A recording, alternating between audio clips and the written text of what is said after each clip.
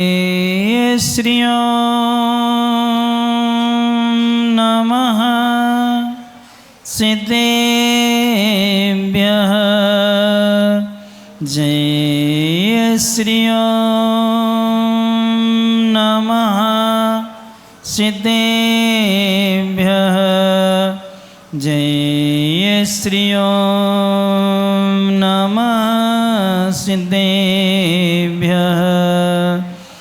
धर्मः सर्वे सुखाकरो हितकरो धर्मं बुधाश्चिन्वते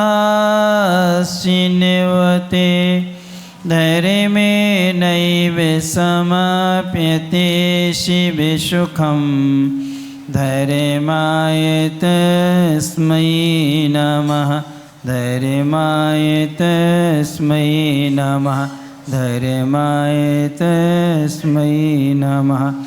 अनंत अनंत सिद्ध परमेष्टि भगवंतों की जय। देवा ही देव 1008 मूलनायक श्री संभवनाथ भगवान की जय। परवराजे परिभूषण महापर्वे की जय। परमे पूज्य संत श्रोमणी आचार्य भगवान गुरुवर श्री विद्यासागर जी महाराज जी की जय। परमे पूज्य नवाचार्य समय सागर जी महाराज जी की जय। परमे पूज्य ज्येष्ठ निर्यापक श्रमण पूज्य श्री योगसागर जी नियम सागर जी सुधासागर जी समस्त निर्यापक मुनिराजों की जय। परमे पूज्य मुनिवर 108 अजित सागर जी महाराज जी की जय। पूज्य मुनि श्री निराग सागर जी महाराज जी की जय। उत्तम संयम उत्तम त्याग धर्म की जय। ये श्री विवेकानंद सागर जी महाराज की। धर्मश्री बंधो, प्रकृति से हमें कुछ शिक्षा मिलती है। मेघ जब जल का संग्रह करते हैं तो काले हो जाते हैं और जब जल का त्याग कर देते तो कैसे हो जाते हैं? श्वेत हो जाते हैं। ऐसे ये जीव है, जब धन का संग्रह करता है तो 3 अशुभ लिस्या वाला होता है। कृष्ण नील और कापोत लिस्या के परिणाम होते हैं। और जब धन का त्याग कर देता है तो पीत पद्म और शुक्ल लेस्या वाला क्या है जीव हो जाया करता है। ये प्रकृति से हमें संदेश मिला करता है। और एक बार धरती ने वृक्ष से कहा, देखो मैं तुम्हें अपना अच्छा अच्छा रस देती हूँ, मैं तुम्हें अपने भीतर समाये होकर के रखती हूँ और तुम कैसे हो? अपने फूल फल दूसरों को लुटा देते हो, न मुझे देते हो न अपने पास रखते हो, सब कुछ तुम दूसरों को क्या करते हो? देते हो। ये तुम्हारा कार्य करना अच्छा नहीं है। कल से तुम देना बंद कर, दूसरों को कुछ भी नहीं दोगे। तब वृक्ष ने बड़ी शालीनता उत्तर दिया, माँ तुम्हारा उपकार मैं मानता हूँ, लेकिन मैं यह संग्रह नहीं कर सकता। यदि मैंने अपने फलों को छिपा लिया और मैंने अपने फूलों को छिपा लिया तो मैं सड़ जाऊंगा, गल जाऊंगा, अर्थात मैं सुरक्षित नहीं रहूंगा। मेरा तो जन्म परोपकार के लिए हुआ है, अर्थात मैं तो सबको दे करके ही रहूंगा। इतना उत्तर सुन के धरती माँ रुष्ट हो गई और जैसे ही रुष्ट हुई तो उसने उसको रस देना क्या कर दिया? बंद कर दिया। वृक्ष बिल्कुल सूख गया, हरा हुआ वृक्ष सूख गया, बिल्कुल लकड़ी जैसा हो गया। तब पृथ्वी ने कहा, देखो अभी भी चेत जाओ। वो कहता है, माँ मेरा जन्म परोपकार के लिए है, मैं तो भावना भाता हूँ। कोई भी व्यक्ति आए और मेरी सूखी लकड़ी ले जाए, मकान बनाना चाहे मकान बना ले और रसोई बनाना चाहे तो रसोई बना ले। मैं तो परोपकार के लिए सबके क्या आऊँगा? काम आऊँगा। क्यों? बहुधन बुरा है भला ही कहिए, लीन पर उपकार सो। यानी कि ये धन बुरा ही है, लेकिन भला कब है? जब उपकार में लग जाता है। जैसे ही उत्तर सुना कि इस अवस्था में भी ये देने के भाव कर रहा है, उपकार के लिए क्या है ये जीवन कर रहा है अपना समर्पित, तब धरती ने पुनः जल उसको दिया। कई गुना हरा भरा हो गया और पुनः उसमें फल और फूल आए। तो वहाँ संदेश दिया है कि जो अंतिम समय तक त्याग करता है, देता रहता है, उसका जीवन कई गुना क्या होता है? फलित हुआ करता है। इसलिए अपन को लेना नहीं सीखना है। क्या सीखना है? देना सीखना है। हम ये ना सोचें हमें क्या मिला है, हम ये सोचें हमने अर्पण क्या किया है। अर्थात हम लेने की बहुत सोचते हैं लेकिन देने की, जबकि एक ज्ञानी की ये प्रवृत्ति होती है कि हमने देना, हमने क्या दिया है, ये हमारे लिए क्या है, चिंतन मनन निरंतर करते रहना चाहिए। क्योंकि आचार्य भगवंतों ने 2 परिभाषाएं दी हैं। सबसे पहली परिभाषा दी है संयतस्य योग ज्ञानादि दानम त्यागः।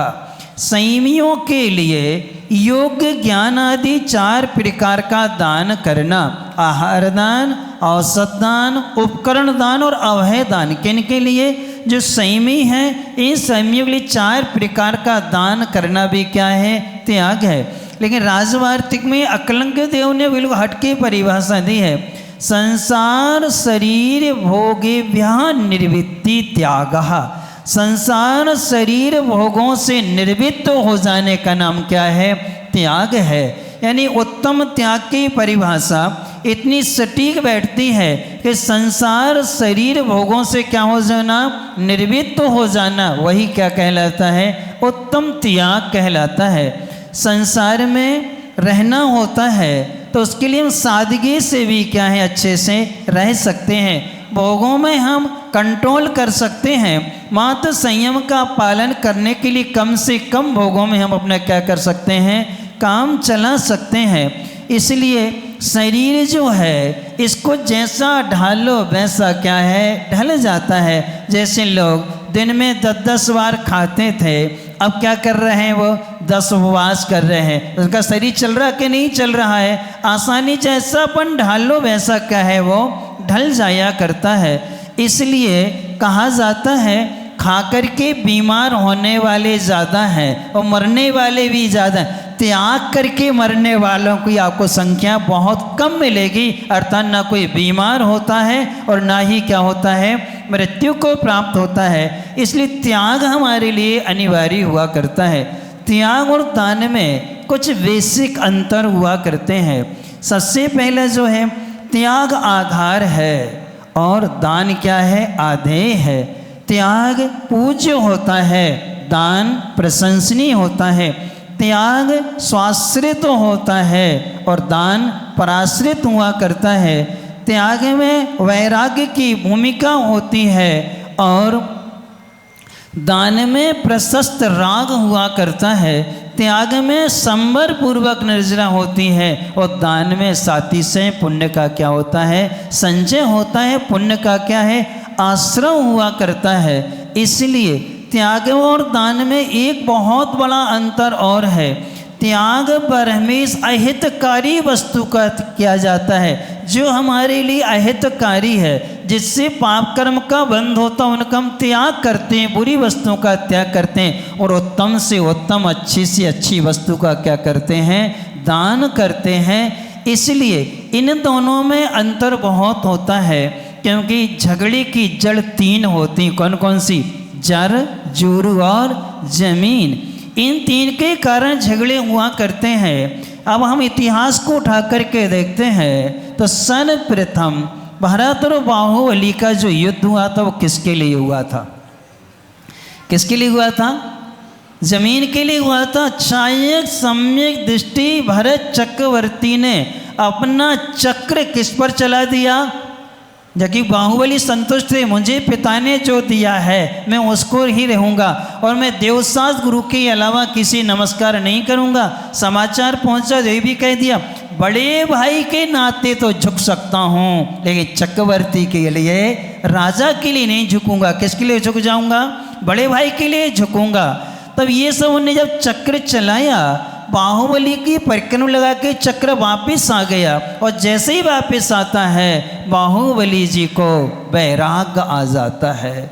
इतना ही सोचते हैं कि देखो इस क्षणिक राज्य ने आज 63 साल का महापुरुषों में प्रथम चक्रवर्ती का क्या करा दिया? अनादर हो गया, अपमान हो गया। इस धन वैभव के कारण से मेरे बड़े भाई का क्या हुआ? अनादर हुआ। अब ऐसे वैभव का ही मैं क्या करता हूँ? त्याग करता हूँ। कारण का ही उन्होंने क्या कर दिया, त्याग कर दिया। और त्याग करके काउसर तप से पर्वत पर क्या हो गए, खड़े हो गए। जब तक केवल ज्ञान नहीं होगा तब तक हम कुछ भी ग्रहण नहीं करेंगे। और 1 वर्ष का कायोसर तप जो करता है उसको नियम से क्या होता है, केवल ज्ञान भी हो जाया करता है। ये त्याग की महिमा है कि जिस धन के कारण हम अपनों से दूर हो जाएं, जो हमारे अपने हैं उनसे हमारा विवाद हो, झगड़ा हो जाए, तो उसका हमें क्या करना चाहिए, कारण का ही क्या करना चाहिए, त्याग करके आत्मीयता को बचा लेना चाहिए। किसको बचाना चाहिए, आत्मीयता यदि सुरक्षित रहेगी तो हमें सब कुछ मिल जाएगा, और आत्मीयता यदि खत्म हो गई तो हमें कुछ भी मिलने वाला नहीं है। इसलिए ऐसा त्याग का हमें संदेश देना चाहिए। दूसरा त्याग है ब्राह्मी और सुंदरी का। उन्होंने अपने पिता के स्वाभिमान को सुरक्षित रखने के लिए, अपने पिता का बहुमान रखने के लिए उन्होंने सारे सुख का क्या कर दिया, त्याग कर दिया कि मैं आजीवन ब्रह्मचर्य से रहूंगी, मैं विवाह ही नहीं करूंगी, जिसके कारण से मेरे पिता को क्या करना पड़े, किसी दूसरे के सामने झुकना पड़े। अब देखो उन बेटियों का कितना बड़ा त्याग है। क्या आज अभी संकल्प कर पाएंगी कि आज हम अपने किसी भी क्रिया से अपने माता पिता को झुकने नहीं देंगे, अपने कुल में, अपने परिवार में, अपनी समाज में किसी को हम नीचा नहीं देख देंगे, अर्थात उनको कोई ये ना कह सके कैसी संतान मिली तुम्हारे लिए। अरे हमारा तो ऐसा आचरण होना चाहिए कि जब हम बाजार से निकलें तो लोग तुम्हारे माता पिता से पूछें क्यों भाई तुम्हें कौन सी तपस्या का ये फल मिला हुआ है। यानी कि बहुत अच्छी बात आई थी। आचार्य श्री ने कहा है तीर्थंकर बनना और चक्रवर्ती बनना, यानी अरहंत भगवान बनना और चक्रवर्ती बनना, दोनों में अंतर क्या है, कौन सरल है, चक्रवर्ती बनना सरल है कि भगवान बनना सरल है। आचार्य श्री ने बहुत अच्छा कहा कि चक्रवर्ती बनना सरल है क्योंकि चक्रवर्ती पुण्य से मिलता है और अरहंत पद साधना से मिलता है। भगवान त्याग से बनते, किससे बनते हैं, त्याग से बनते। इसलिए त्याग करना सरल है, सहज है, लेकिन पुण्य कमाना बहुत कठिन है। और पुण्य हमें मिल भी जाए उसका हम सदुपयोग कर लें, ये और ज़्यादा क्या है, दुर्लभ हुआ करता है। इसलिए साधना का फल जो होता है, त्याग का फल जो होता है, वो सबके लिए क्या है, परोपकारी हुआ करता है। लेकिन पुण्य का फल सबको परोपकारी बने ये कोई ज़रूरी नहीं हुआ करता है। ऐसा आज हमारा क्या है, त्याग का दिन है। तो आज हमें क्या त्याग करना है, सत्य व्यसनों का हम क्या कर सकते हैं, त्याग कर सकते हैं, जो हमारे परिवार को, हमारी समाज को और हमारे देश को क्या करता है, कलंकित करता है। व्यसन मुक्त जो समाज होती है उसका नियम से आदर सम्मान क्या है, सभी जगह हुआ करता है। इसलिए इन बुराइयों का तो हम क्या करें, त्याग कर लें। आज आप लोग संकल्प चाहें तो कर सकते हैं कि हमारे नगर में कभी मृत्यु भोज नहीं होगा। कोई व्यक्ति मर जाता है, वो शोक में है और अपन सब उनके यहाँ खाने पहुँच जाते हैं, जबकि संवेदना देना उठना बैठने के लिए मना नहीं करते, लेकिन वैसे अवसरों पर भोजन तो हमें नहीं करना चाहिए। विवाह आदि होते हैं, सब कुछ होते हैं, दिन में ही भोजन करें। हम रात्रि का क्या कर दें कि हमारी समाज में रात्रि में कभी भोज नहीं होगा। हमारी शादी विवाह में जमीकंद आदि नहीं बनेंगे, हमारे शादी विवाह में ड्रिंक आदि नहीं चलेगी, यानी कि सॉफ्ट ड्रिंक और बियर आदि भी हमारी शादी विवाहों में नहीं होगी। हम अपना शादी विवाह करेंगे, चक्रवर्ती विवाह करेंगे, जिनालय से कर लेंगे, कोई क्षेत्र पर जाके करेंगे, ना कि हम रेस्टोरेंटों में, होटलों में, लॉज आदि को बुक करके हम वहाँ अपने विवाह नहीं करेंगे। क्योंकि इन सब में क्या होती है, विकृतियाँ हुआ करती हैं। हम विवाह तो करेंगे संसार जीवन में, लेकिन महिला संगीत का त्याग करते हैं। क्या करते हैं, महिला संगीत नहीं होगा, क्योंकि जब ये गंदी चीज़ें होती हैं, पहले के ज़माने की बात अलग थी। पहले क्या होता था, घर की महिलाएं रसोई बनाने जाती थीं और बुलौआ होता था, सब उसमें आते थे। और आज बाहर की आती हैं भोजन बनाने और घर की जाती हैं नचने। किसमें? घर की महिलाएं कहाँ जाती हैं? डांस करने जाती हैं, नृत्य करने जाती हैं। बाहर की बाइयाँ क्या आती हैं? भोजन बनाने के लिए आती हैं। और पहले घर की जाती थी भोजन बनाने और बाहर की आती थी। आज कितनी विकृति आ गई अपनी समाज में। तो कम से कम हम इतना तो क्या कर सकते हैं, आज के दिन त्याग कर सकते हैं, संकल्प ले सकते हैं कि हम अपनी समाज की मर्यादाओं को बनाए रखने के लिए हम इन सब का क्या करते हैं? त्याग करते हैं। क्योंकि त्याग को कलंकित करती हैं तीन चीज़ें।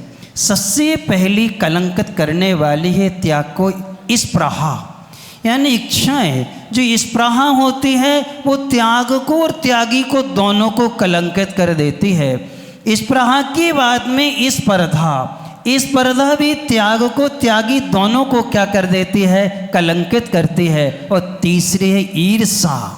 ये ईर्षा भी क्या करती है? हमारे लिए कलंक का टीका लगा दिया करती है। इसलिए हमें तीन चीज़ों का त्याग करना। किसका?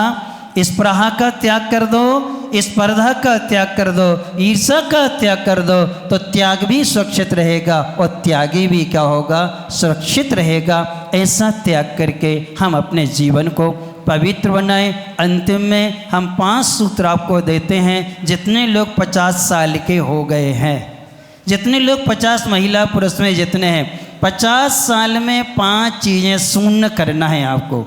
5 चीज़ों का क्या कर दो? त्याग कर दो। सबसे पहले अहंकार का त्याग करो। मैं बड़ा हूँ, मुझे बुलाया नहीं गया, मुझे पूछा नहीं गया। अहंकार का क्या करो? त्याग करो। अहंकार के बाद में अलंकार का त्याग कर दो।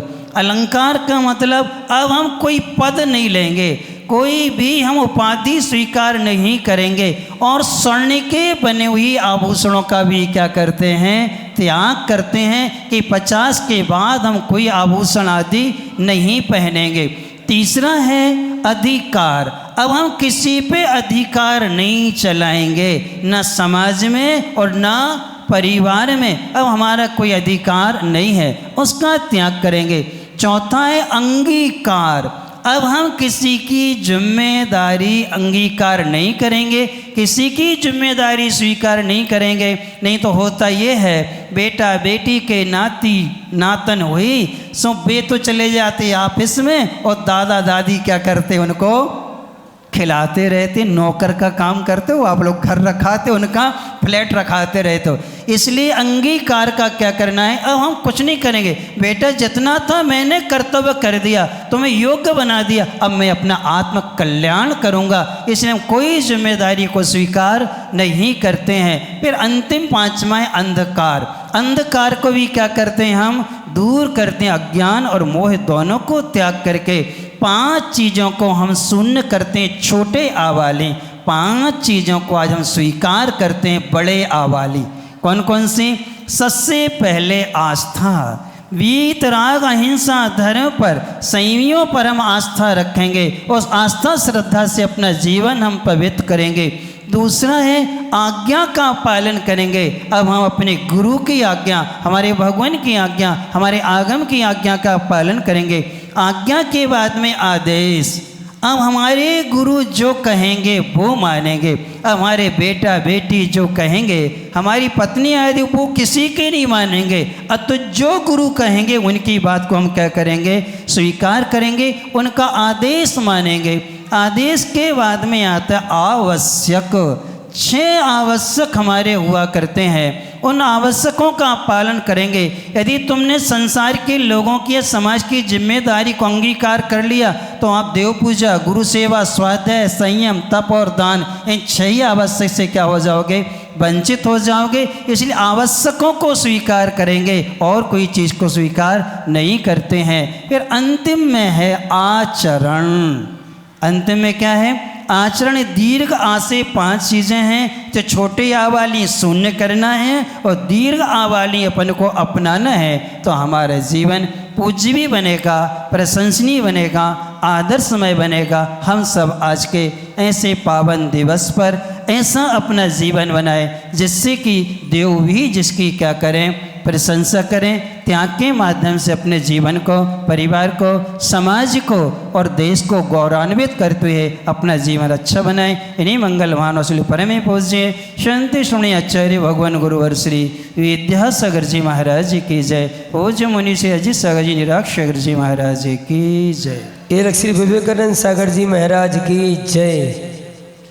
अब हम पूज्य मुनि श्री अजित सागर जी के चरणों में निवेदन करते हैं